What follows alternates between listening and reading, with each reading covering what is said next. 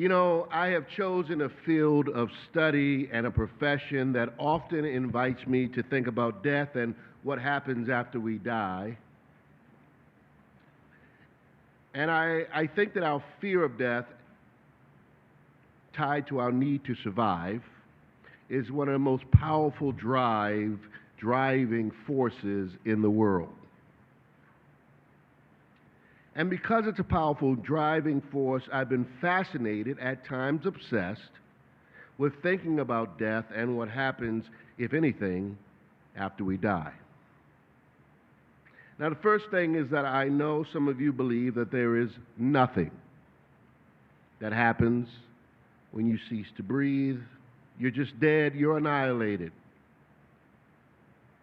And I've thought about that. It feels harsh to me. Maybe I'm just too sensitive, I don't know. But I'm open to this possibility, to accept it. But all of my experiences as a minister have led me to conclude otherwise. So for you skeptics, I invite you to listen with curiosity. Now, Time magazine devoted an entire special edition to heaven and the afterlife. And it caught my attention when I was traveling through a train station, and I read it cover to cover. And on the front cover it says, "Heaven and the afterlife, what awaits us?" Question mark. It is a question. And then the magazine goes on to start analyzing all of the different religions and what they say about death and the afterlife. And it also moves into science and what science says about the facts. So I thought it was a really well done publication. The consensus from their research is that most humans on the planet believe in some sort of afterlife, 72%. Now, what the afterlife is like varies greatly depending on one's religious or non-religious belief. Many describe heaven in terms of a place where you're with family and friends. It's paradise. There are heavenly harmonies, musical spheres, music of the spheres, and of course it's peaceful. This is what they say. And most can't describe if there's anything to do. It sounds like you're just kind of hanging out, which sounds a little boring. Some say it is a literal place up there or some invisible reality. Others say, is it a state of being? You exist as pure joy or consciousness or awareness. Now, humans with or without religion desire to believe that we are not extinguished at death, that we have an eternal existence beyond the grave. And this is what gives heart and life to Christianity, actually. This is what Jesus represents. He rose from the dead to eternal life. The breath of life was breathed back into his lifeless body, and he sprang from the grave, representing victory over death. That death is not the end. He is that foretaste of glory divine for Christians, and they believe that they too will have this experience at some point. It's a powerful message, and I think the writers were very clever. They understood the hold death has over us. Now, we can go back even further and see where the afterlife came to life. When you think of the first person who died, I can imagine these early Homo sapiens or some other version of us could not believe it. What has happened to this person that was once very alive and active? Now they're gone. How can this be possible? And they wrestled with it and eventually mythologized it. And they came up with stories about the afterlife, and And, they buried their dead with clothes and charms and symbols. And some, kings would, after the king would die, they would put to rest the entire family and bury them with the king because they believed that you took all of those people with you to the afterlife. A lot of things have come out of this belief. It is pervasive in human culture. But the question is, where does this belief in heaven or the afterlife come from? Are we making it up? I think yes, we are making it up some. But there is something innate, something original in our DNA, something I cannot explain, that is not imagining things. Something I think that is real. Now, when I was first a Unitarian Universalist, I was coming from a fundamentalist Christianity that I was pushing back against, and so I was a skeptic, and I would say with strong determination that people are just making this stuff up to feel better about their miserable lives. But I've grown older and matured more, and I'm not as much of a skeptic, and I'm thankful for a religion that allows me to change my mind. Amen? So I've had experiences too, strange occurrences, synchronicities that have said to me in no uncertain terms that, yes, John, you do not end when you die. Parts of you do. But the essence lives on. Energy never dies. And you are that. You are energy. And I want to explore this part with you now. There are so many stories I could share with you over the last 25 years. But there is one that I want to share with you that I experienced with my ex-wife. Her mother died of breast cancer at age 53, very young. And a year later, she decided, she and her sister, that they would go to Washington, D.C. to go march for breast cancer awareness, run, walk for breast cancer awareness, not march, run, walk for breast cancer awareness. And her mother was in Philadelphia when she died. So this is in D.C., 250 miles away. A year later, she decides to go walk, run for breast cancer awareness. And after the march, Sharon, she's cooling down and she's messing with the number. They give all the runners these numbers. And she's messing with the number, cooling down, and she steps on something. It turns out it's a discarded number from, I guess, somebody who was walking or running. And it was underneath her foot. And she bent down and picked it up and looked at it, and it said, in honor of Lena Maloney, her mother.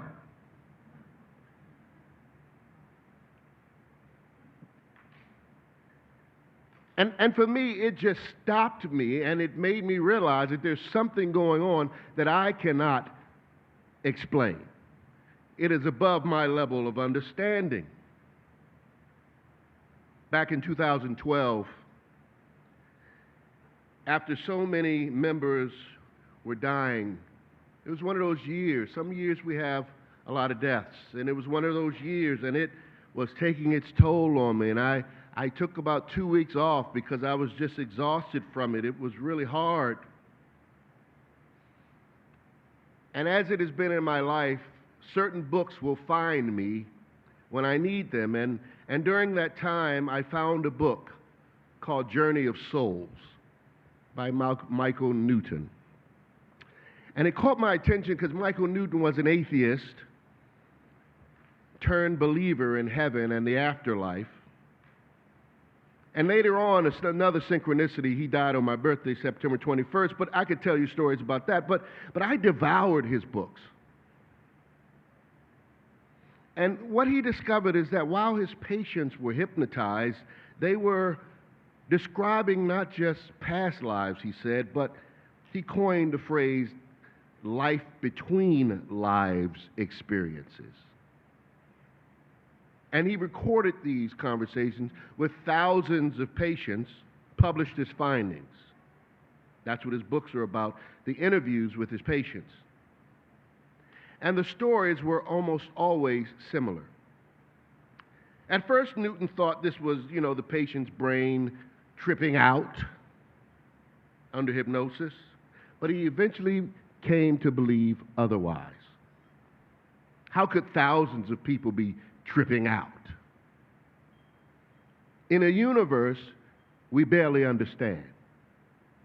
Why can't it be possible for heaven and the afterlife, Newton thought.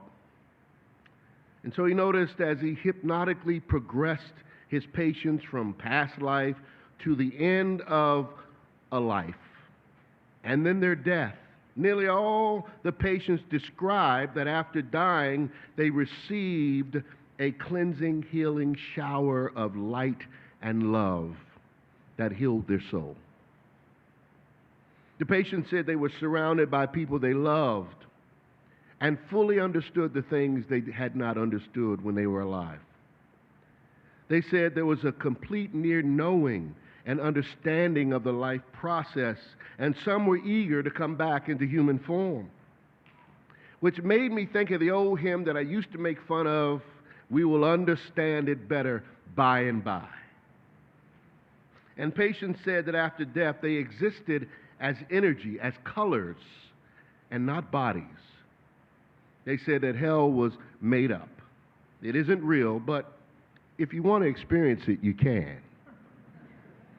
Of course, this was more common among Christians. But all said that we exist as consciousness, as pure awareness or thought in the thought realm. The world, that world, is the real world.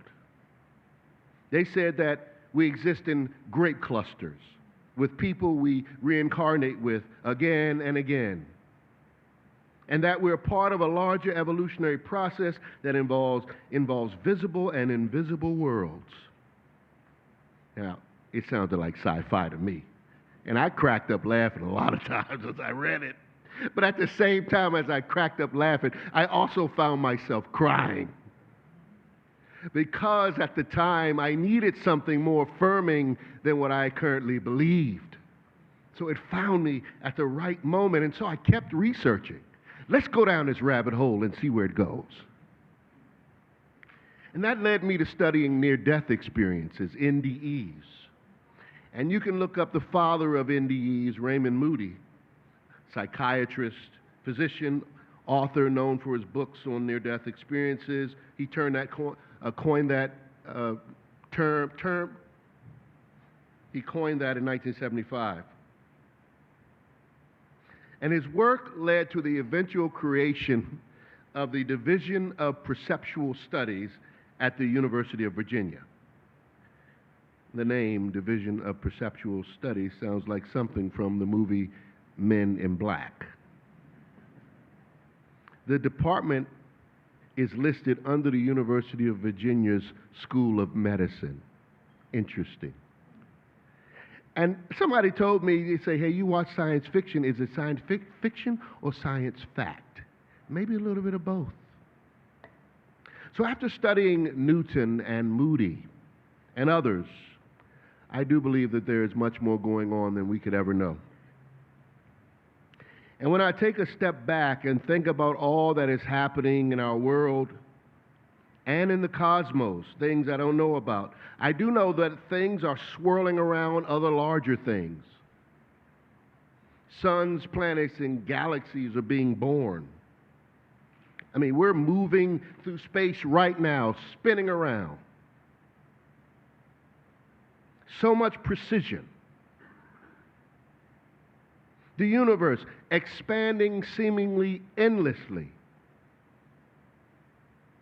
And all of this gives me pause and makes me think of one of my favorite UU hymns, "What wondrous love is this, oh my soul, oh my soul. What wondrous love is this, oh my soul," because that's what I believe, it is love. I don't understand it all, but I do know in my soul that love wins. And that's our theme this month.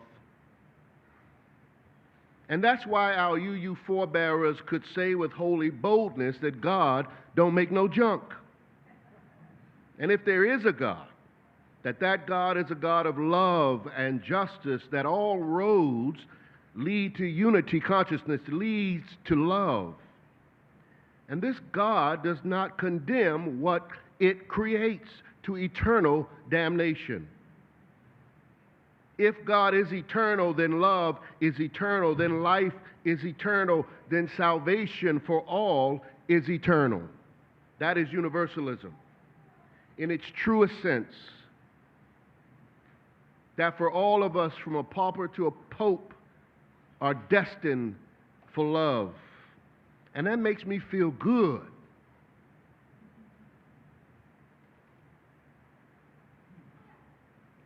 I have this notion that perhaps you get what you want most after you die. Be careful what you ask for. Now, weeks before my mother died, I went to pick her up and had to take her to the ER, and she kept saying to me, and it was troubling because I knew those were like what you say when you're on your way, you're transitioning, and I was like, oh, Lord. And she said, John, you hear that choir music? I said, no, Mama, I don't hear any choir music. I swear, every time I visit, you hear that choir music? And my mother loved singing in the choir. She sang in a choir for years. She never wanted a solo. You could not get her to do a solo. But she loved just being in the choir. So it wasn't shocking to me that when she was coming toward the end, all she could hear was music. Somehow, I have dreams of that too, dreams of just being in the heavenly presence and all there is just music. And somehow I believe that maybe in some version of heaven I might be a rock star.